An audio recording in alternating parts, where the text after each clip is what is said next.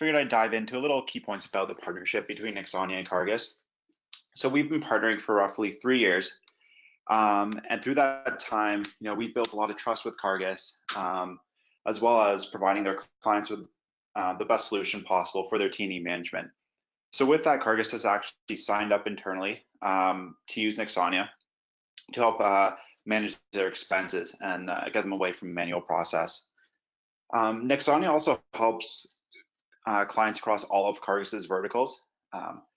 So with that, it doesn't matter what industry your company is in. If there is a need there, Cargas will recognize it and be able to help you out and point you in the direction of Nexonia. So one of the things that makes our partnership so strong is we both have a high value in being there for our clients after they're up and running. Cargas, when they set you up with GP, they're not going to leave you in the dark after that. They put a lot of emphasis on support, and this is also a big initiative for Nexonia.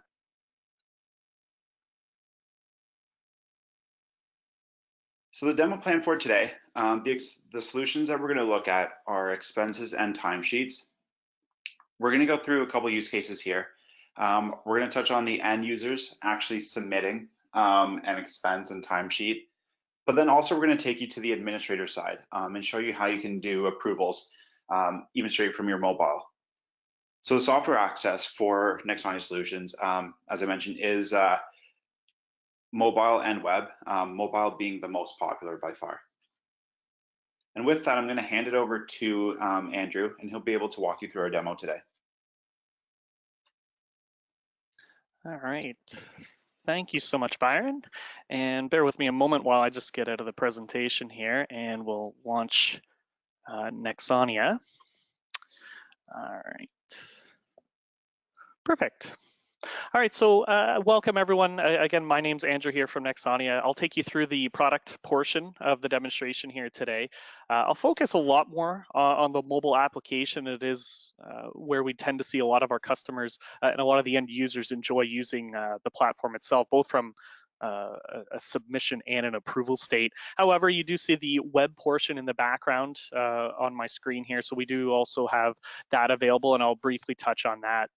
A few key things to note when it does come to Nexonia. We're software as a service, so there's nothing to install. We're just available through any modern web browser, so Firefox, Google Chrome, that sort of thing. As far as the mobile application is concerned, we're available on Apple iOS, Android, and BlackBerry 10 platforms. You'll find two applications within your app stores, both expense and time, those apps that we're going to be reviewing here today. And they are free to download. Really, the caveat is to be able to log in, as you'd need to be a Nexonia subscriber to use it. So kicking things off here with expenses, Walter's going to be our employee who's going to submit today. I'm Walter's manager set up within the system, so I'll be the one doing approvals a little bit later on. So for Walter, to really begin things, he can either access an existing expense report he may already have, or he can create new reports as well. At Nexonia, we do not charge by report. So you can actually create as many reports as you need. You can create them as often as you need. So really, we want to allow you the flexibility to perhaps either change what's the status quo today as far as how often you're building reports into really what you'd like it to be. So if you want your employees building expense reports on a weekly basis, a monthly basis, based around a trip or a project that they might be working on, we provide you with that type of flexibility.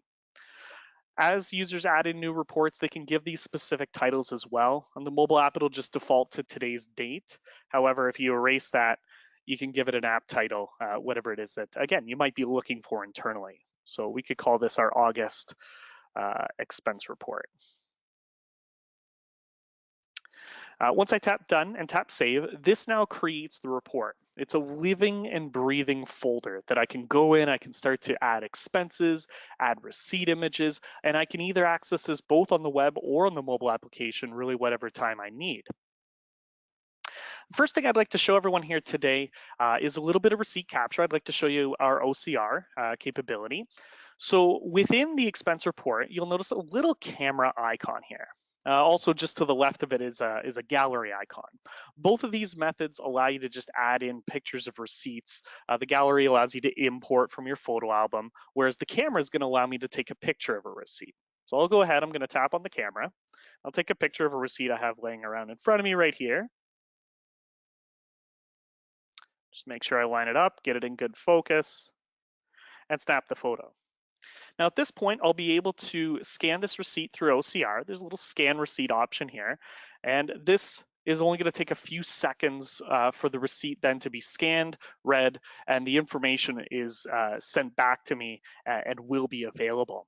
Now this information is going to be the date, the amount, and if legible, if I took a good clear picture, it's also going to be able to send me back the vendor of that expense as well. So with that information, I can then link that up to an expense item. This could either be an out-of-pocket expense or it could even be a credit card expense. Now, I plan on showing you both here today, how both really function, but let's just take this receipt I've scanned and link it up with an out-of-pocket expense, perhaps something I paid for in cash. So if I go into my receipt manager, here's that receipt I took a picture of. You can see that it's scanned the date, it's scanned the amount, and in the little ellipses icon, that just means there's more information. So it did pick up some sort of vendor for me. Now I want to link it up to an expense, so I'll go ahead and do that here. I'm going to link it up to a brand new out-of-pocket expense.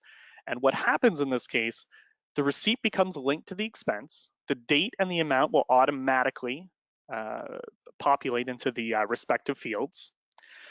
The currency indicator, you'll see US dollars. That's just a base currency for my employee. If you have other employees who are based around the world, it's all set up on an employee by employee basis. I'll get into a foreign transaction a little bit later on today, just to show you briefly how that works. But for now, we'll leave that USD.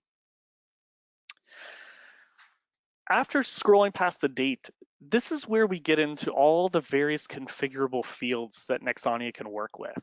Right out of the box, Nexonia supports things like customers and projects that you might be tracking expenses by, as well as expense categories or accounts, essentially the GL. Now, these lists can be configurable. If you don't track expenses by customers and projects, we can remove those fields altogether. If you call them something different, maybe like calling things clients and jobs, well, we can relabel those. Those are just all handled with our interface settings so that we can make Nexonia look the way that you want, so that your employees, it's an easy transition to start using the platform because the nomenclature would still be in line with what they're very used to. Now the lists themselves, well, you can provide the entire list of clients or customers to your employees, or you could even filter. So you could say, Walter only has access to these 3 particular customers, whereas one of my other employees might have access to a completely different 3 customers. So you can filter the list, or you can provide the entire global list to your employees. Based upon the customer chosen, that will yield a specific list of projects that are also associated to that customer. I can make my selection there, and then I can also choose my expense category or account, or again, the GL. Now the mobile app is going to remember the top 5 popular choices that you're making. So you can see I specifically generally focus on those 5 whenever I'm going through demonstrations, and I don't really plan on breaking the mold here today. So let's go ahead and categorize this as a meal, since it was a lunch that I happen to have. Now, based upon the account chosen, this can start to yield policy rules, requirements that you might want to build into the system. Specifically with meals within my organization here, I do have a $50 limit. Now my 1242 is well within that limit, so I'm okay. But you could set up policy rules that you'd like to enforce based upon the category, meaning that if I want to, say, enforce that $50 limit on meals, I can either set that up as a warning flag, or I could also set policies up as a complete hard stop that they cannot submit if they break these rules. Now you might see that more commonly with receipt requirements. Perhaps you require receipts on every type of expense. Whereas with the dollar threshold, that's going to be, say, $50 here for meals, but $50 would be completely erroneous for something like a hotel where you're not going to get any room for $50. Maybe that gets bumped up to, say, $300 or $250 or what have you, specific to the category or the account. We can also set up additional requirements. With meals, I want to also know who attended that meal. So this attendees field, which is towards the bottom of the screen there, you'll see Walter's name and place.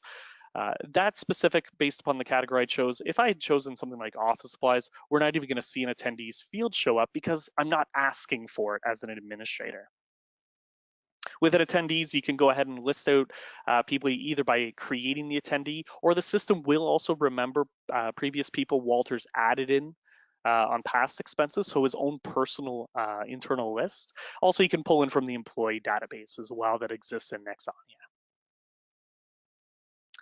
As I continue to scroll down, you'll notice some information. I don't have to change any of it, but you'll notice it is paid by the employee. It is going to be reimbursable. That's just rules set up in the system based upon the fact that this was first created as an out-of-pocket expense. Billable flags, we do support billable expenses if you also work with billing back clients or customers for certain expenses. That can always be set up as no, like you see it on the screen here. It could always be yes. Or we could even allow an override switch where, more often than not, or the 80-20 rule, maybe it's non-billable for the most part, but every now and then you do have a billable expense. So we do provide override switches if you'd like, and that allows the user to make that choice at that point. Below that, I'm tracking department. It also has sales as a default value in place there. Based upon your employee, you can set up default values for things like departments or cost centers, if you will, or locations based upon where they may be. So that can be set up, and then that way it always defaults on every single expense. Not to say that Walter couldn't go in and say, well, this expense is actually for finance, I'm going to change that. But at least with default values in place, it'll save Walter time and it's going to cause less errors. Now, you'll also notice that my vendor actually mapped into my reason field at the bottom. That's just because the vendor field slightly above it, that's actually a custom field I created, something where I wanted my employees to capture the vendor, but in a specific field that's separate of the reason. So I can easily just copy and paste that into the vendor field. It's not a problem. And then typically the reason field itself here is going to be used to provide the reason for the expense, whatever that might be. But I'm just going to leave that as is for the sake of moving along today. Once you do save the expense, it's created within the report. You'll see it there. A lot of visual information is there on the screen, for instance, date, amount, what GL we assigned it to, and so forth. The green paperclip on the left is a good representation that we have a receipt that's linked to this expense. It's going to be a very deep red color if we're missing the receipt on the expense. So visually letting the employees know kind of the status with their expenses before they even choose to submit.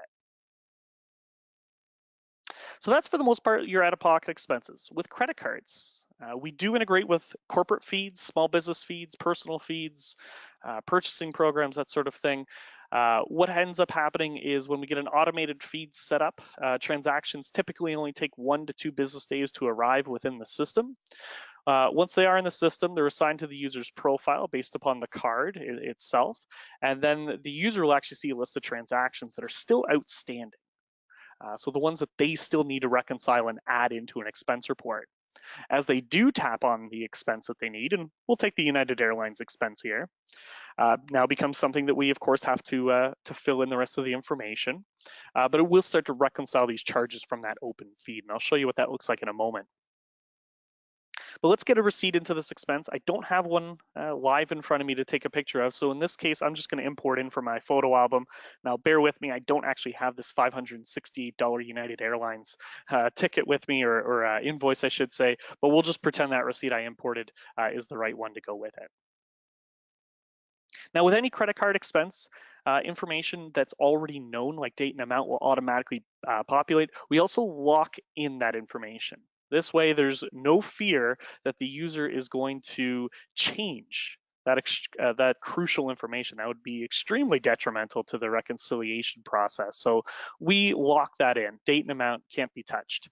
So really, the employee can then scroll down and get into where I'm filling in those customers and projects here today, and just kind of pick it up from here. So we'll say maybe we're flying out to visit the secondary customer and we're going to be working on project beta while we were there. This is, of course, going to be one of my airfare travel expenses, so we'll categorize it properly.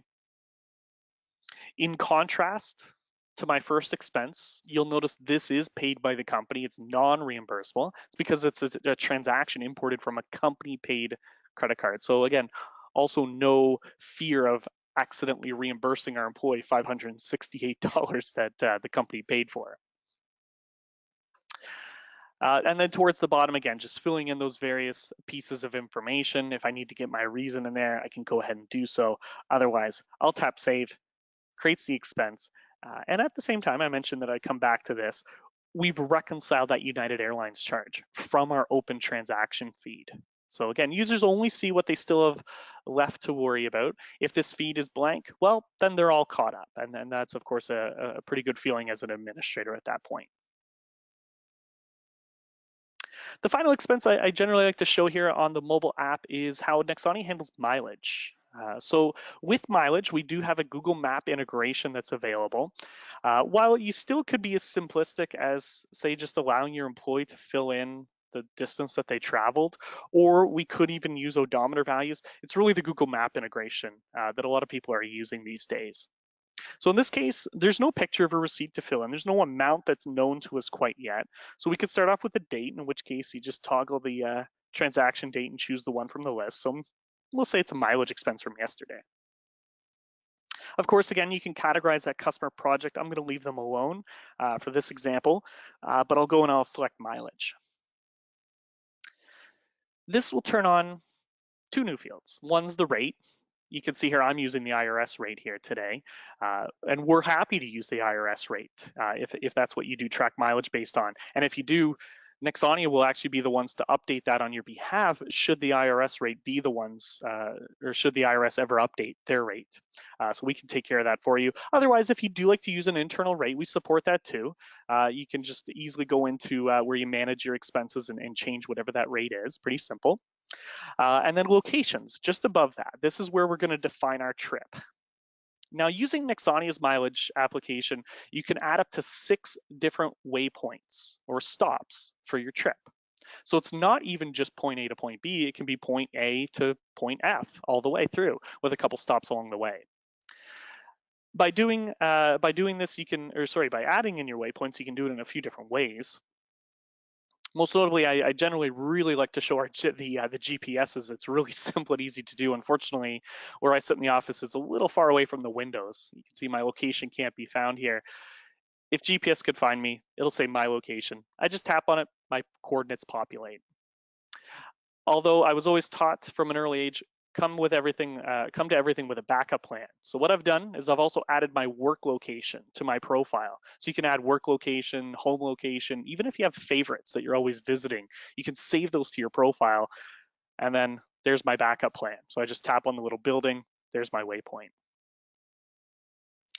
Other waypoints, you'll notice a few other icons up at the top. We also remember past locations you've visited, as well as you can also import in from your address book. So if it's someone that I've stored within my phone, I have a contact that I went to go visit, we'll say Kyle, just tap on his name, there's a waypoint. And finally, outside of that, you'll also notice that we have manual options. So if you don't have anything saved to your phone quite yet, but you just want to fill in an address, you can do so. And because this is Google and Google knows where everything is, you can either type in the address or you can even just type in the name of the place, even use airport codes. So Byron and I are located in Toronto. The local major airport there is YYZ, which is Toronto Pearson. I can even just type that in. Once you've created your trip, you can tap on Generate Map, and this is where Google takes over. It just takes a couple seconds. You can see that up at the top, they've given us 58.5 miles as well. There's a map of our trip where if I zoom in there, point A down to point B, and then I drove up to point C there. But I didn't stay at the airport. So I obviously missed something. I have to come back to work. So this expense is still editable. I can still either add in another waypoint if I need, but in this case, I just want to mark it as a round trip and regenerate the information. So I just do that. It's going to update my map for me. You can see I've closed the loop as well. My distance is just shy of 80 miles now. Once I tap save, we take the 80 miles or so, multiply that against the rate per mile, and that's what's populated our amount as well. There's our map as our receipt image to go with it as well. And of course, from there, fill in the rest of the information below, like the reason, confirm your department, so forth. But otherwise, once you're done, tap save. Great. All right. So in this case, I'll move on over to the web application. I'll show you briefly what an expense will look like up there as well. Now, the first thing I'm going to do here is I'm just going to run a synchronization. Now, this does run automatically in the background every few minutes, but of course, I don't want to bore everyone here today by making you wait a few minutes. So I'm just going to run that manually, and then that means that instantly I can actually hop on over to the web platform here, and my expense report is going to be there waiting for me. So there's our August expense report right up at the top. I can just go in, and there's our 3 expenses so far here today. To add more expenses on the web, 2 green buttons, either it's going to be an out-of-pocket expense or something from the credit card. I like showing credit card example or what we can do with these here on the web, where the one benefit that you'll have for credit card transaction or credit card transactions, I should say, on the web is you can do a bulk addition to an expense report. So on the mobile app, you're going to go one by one and take pictures of receipts and link them up. Whereas if I want to add all of these into the expense reports, I can indicate whatever the expense account is, confirm my department on all of these, add them into the expense report, and then I could go over to my phone and start snapping pictures just to link those up to the items. So again, you can just kind of get everything in the report all at once and know what you have to provide documentation for. So it's just a matter of using the checkboxes on the left to indicate these are the ones we want to add in, categorize them, confirm department, that sort of thing, and create and close. Otherwise, if you also have a few transactions like I do here, a couple Amazon expenses, and maybe even pretend that you have a few more, maybe even this Best Buy one here, but I want to apply the same information to all of these. There's an even easier way to do this, where you could even just apply the same detail to all transactions at the same time, and that categorizes everything. And then again, create and close, throws them all into the expense report. So that's a neat benefit that you have here on the web. But the last expense I did want to show you, I mentioned I come back to this, is how we handle foreign currencies. So in case you have any travelers that are going out of the country but not paying on a company paid credit card, how would we handle something like that? So let's go ahead and let's say it's another travel. Let's say it's a taxi that we happen to pay for. Regardless of whatever transaction date I set here, let's say that it costs us 25. Now we're going to change it from USD to something else. Now Nexonia does support 167 different worldwide currencies. The ones that you'll see are the ones that you choose to turn on within your organization. So if we're constantly traveling to Europe, great, the euro is going to be something available for me. What happens is Nexonia pulls in an automated daily exchange rate, either from xe.com or Oanda, whatever your preference is. Now that exchange rate is based upon the transaction date selected. So not that I'm asking anyone to memorize it, maybe even have a look at that US dollar final amount, 28.47. Now that's from August 16th. Just go back to August 1st, it updates. So it is based upon the transaction date that the employees filled in. The exchange rate, though, is editable. Not many of us have met that upper echelon status in the world where we have a no fees travel type of credit card. So most of us do get charged a slightly higher exchange rate than what these automated feeds provide us. So if that is the case, and this is something on your own personal credit card, just bear in mind that you can edit the exchange rate to kind of line up with whatever your credit card statement's indicating. And that way you're obviously reimbursed the correct amount that you should be. As far as adding in pictures of receipts here on the web, you can drag and drop, you can upload, and I should have noted this earlier on the mobile app, but email is available at all times. You can always email in receipts to Nexonia. It just takes a couple of minutes for those to arrive within the system itself, and then it's just a matter of linking them up to your expenses. But I'll take my taxi receipt here. There it is linked. Again, I can fill in, say, my information here. I'll say AAA taxi and ride to airport. Once I save and close, creates the expense within the report.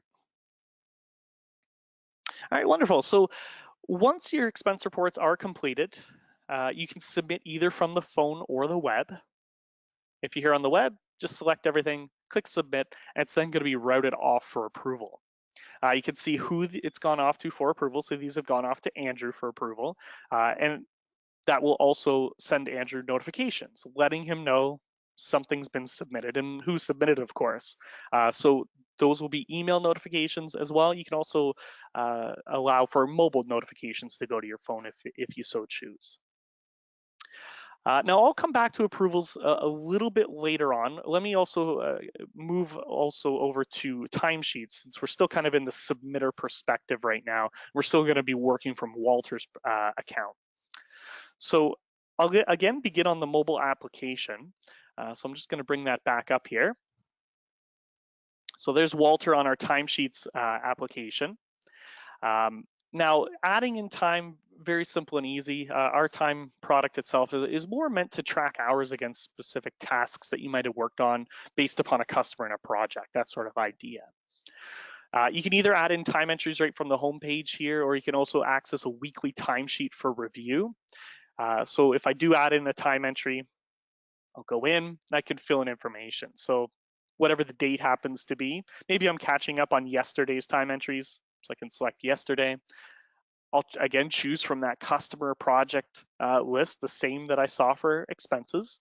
Now I'll first start off with an internal meeting. So my demo company, it's going to be internal as the project, and then my task.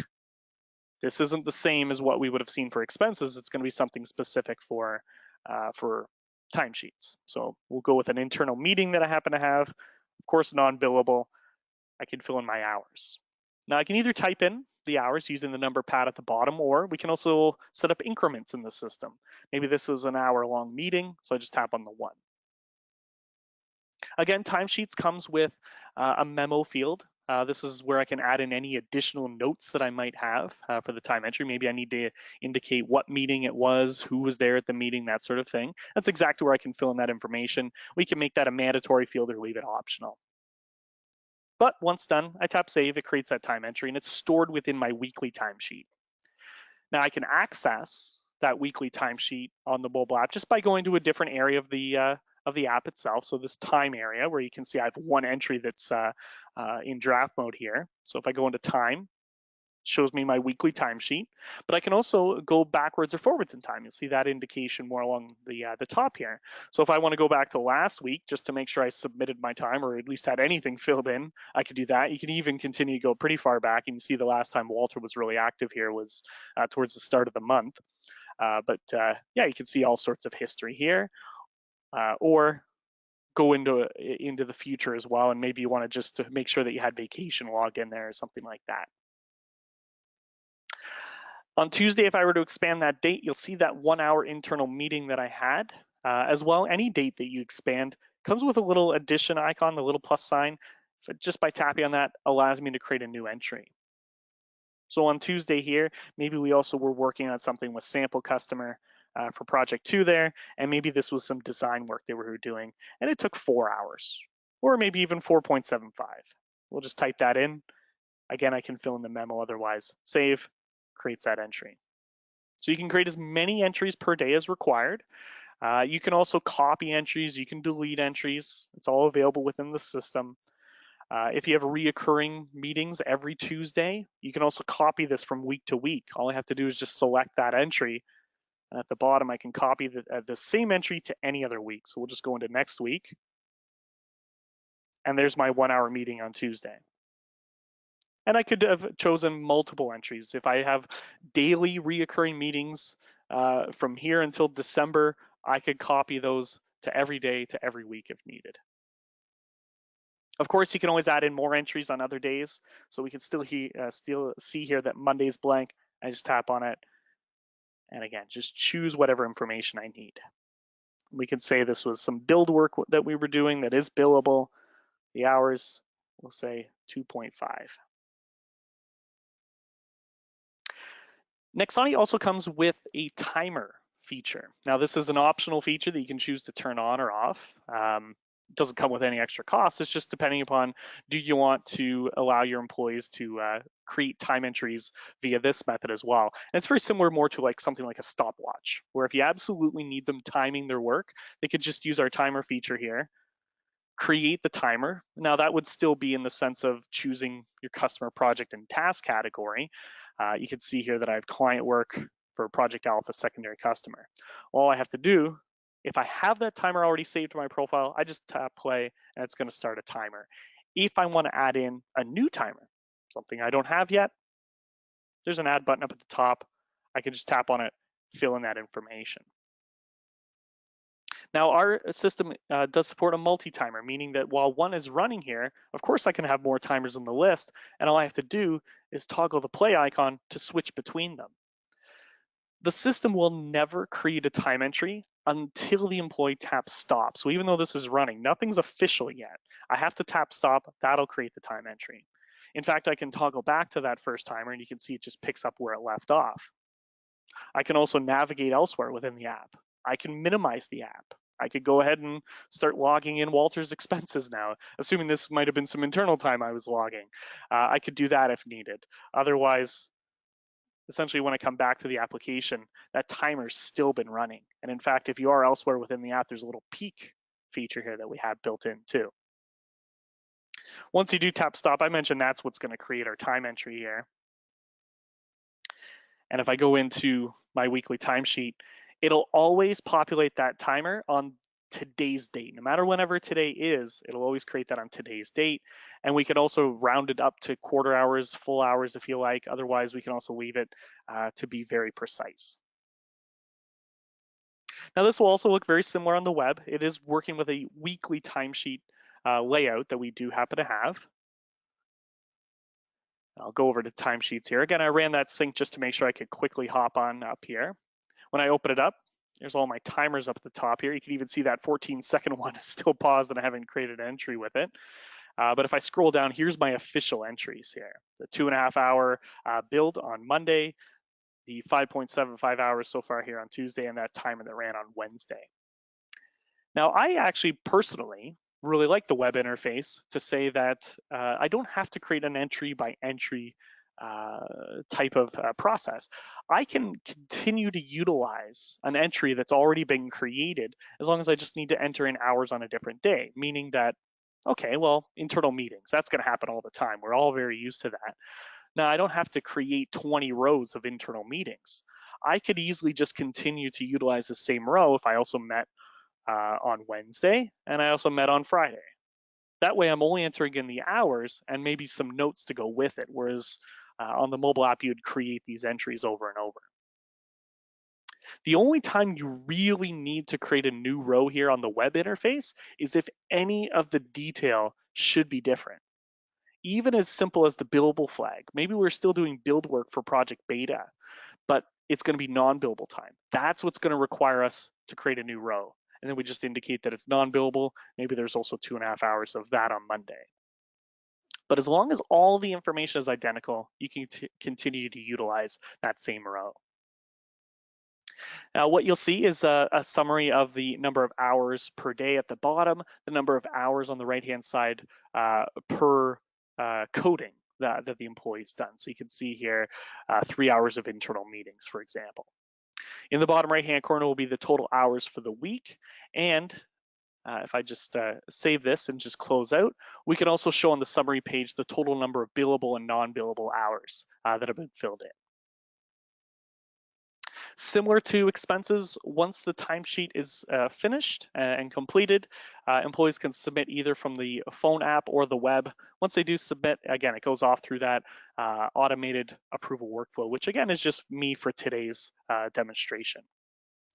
Now, before I quickly hop over to my phone application here and walk you through the approvals there, I should note a little bit about how Nexonia can support approvals. Now, we are able to pretty much build any approval workflow you might be looking for. It doesn't have to be as basic as just a manager.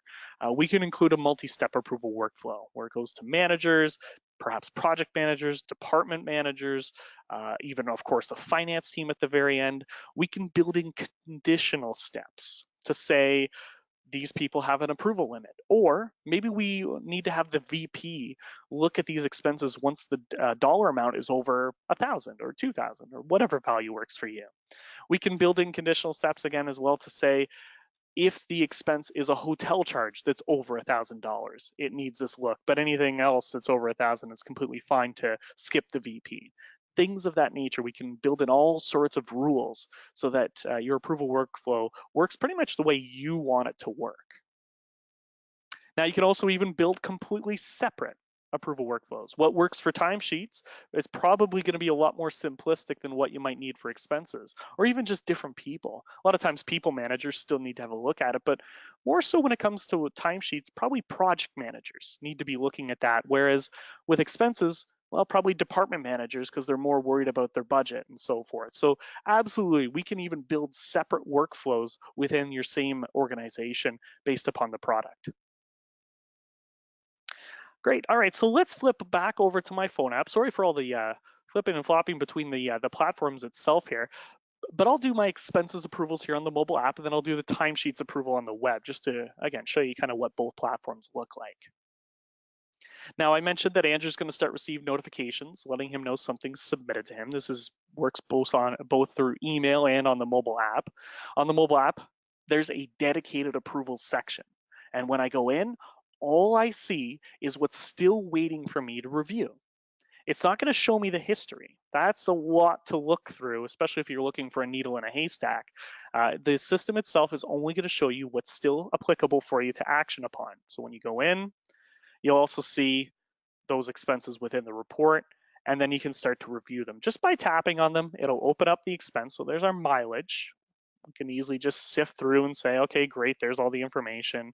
I can swipe left and right on the screen and make sure that everything's perfect here. And well, wait a minute. Here's that receipt that didn't match that amount. So maybe we'll keep that one in the back of our minds for now. I'm going to reject that one in a few moments, but let's continue. There's a taxi expense that was in euros. Okay, great. There's that first expense we ran through OCR. Awesome. Now that we've reviewed everything, back from the report page here, I can start to action upon everything. Now, the way Nexonia can handle approvals, one of two ways, and again, this is really to meet your organization's requirements.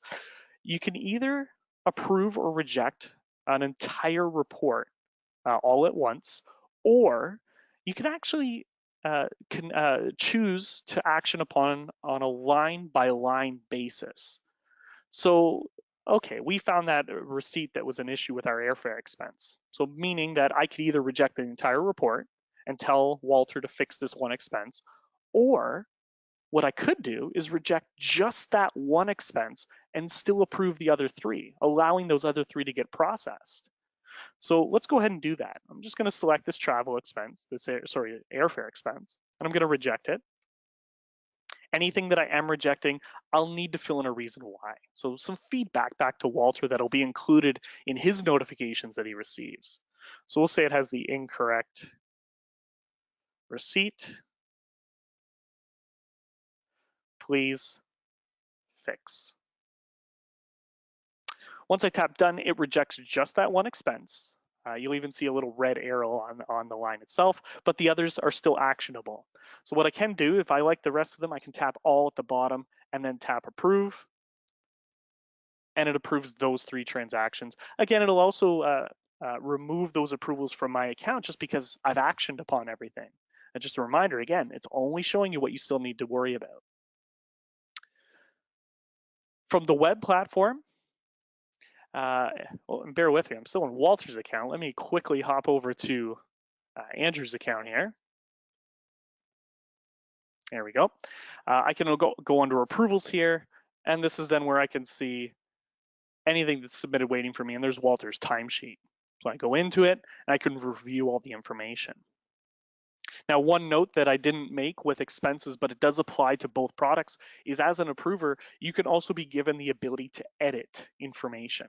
So if I notice that perhaps something hasn't been categorized properly, the date was wrong on, say, an expense, or the vendor wasn't filled in, or whatever the issue might be, if it's something that I feel that I can easily just fix myself and still approve, I can do that. Otherwise, I can, of course, always reject. So perhaps with this non-billable time, I might want to reject this one and just say, please add notes as to why it's non-billable. I can click OK, and again, it rejects that one line, but the others can all still be approved. So timesheets can work the same way as expenses, where, again, it works on a line-by-line basis. Now, really just to tie everything back together and kind of finish up with the product demonstration, what is this going to look like once or once everything's been approved or rejected from the employee's point of view.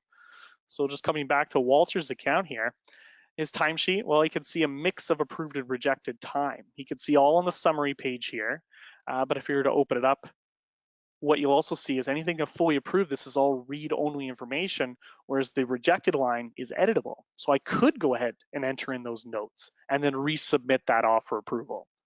With expenses, same idea. Anything that's been fully approved, it's going to be locked in detail. So if I just go in even into that original expense, everything's locked in here. Whereas the rejected expense, everything's editable. So I can go in, I can delete that receipt, link up the new one, and then resubmit it off for approval. And that's pretty much end-to-end. Once an employee creates an expense, submits an expense, same with timesheets, the approval workflow, and then kind of what happens afterwards. Now, really, the very last item is more for administrators within Nexonia, and that's what happens with this approved content. Once expenses and time is fully approved within Nexonia, it's ready to be exported from the system. So in that way, it can then be imported into the accounting system itself for final posting.